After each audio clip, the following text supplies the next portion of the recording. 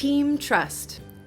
To begin, read the key learning, goal of the activity, and the what you need circles on the left side of the page. This will give you a good idea about what the game is about and how to play it. Refer to the prep box for key pointers on what the game will look like. For this game, you can set up various obstacles throughout the play area to create an interesting course. You'll also need blindfolds, or you can just ask participants to close their eyes when it's their turn. Ask participants to gather around you and introduce the name of the game. This game is called Team Trust. Start the game by asking the opening questions one at a time.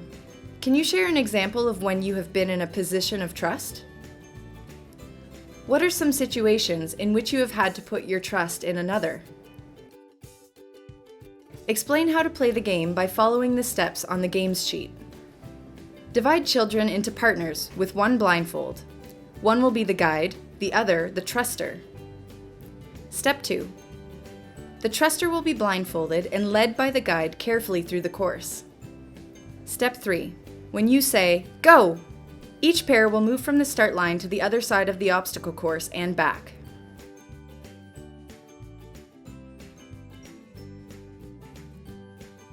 Step 4. If the truster touches an object in the course, he or she must return to the start line and begin again with their guide. This is not a race, but a challenge to see if each pair can work together to make it safely through an obstacle course. Step 6.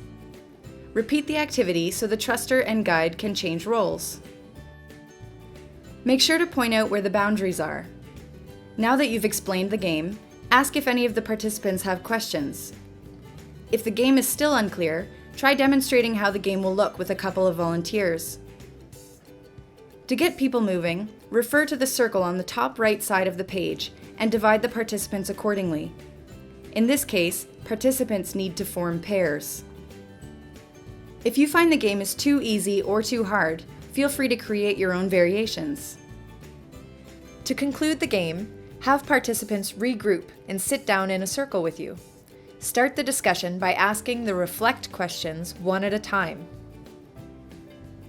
Reflect questions allow participants to talk about their experience playing the game. Next, ask the connect questions one at a time. Connect questions provide an opportunity for participants to connect what they played in the game to real-life experiences. Finally, ask the apply questions one at a time. Apply questions will spark a conversation about strategies they can use in the future in relation to the key learning of the game.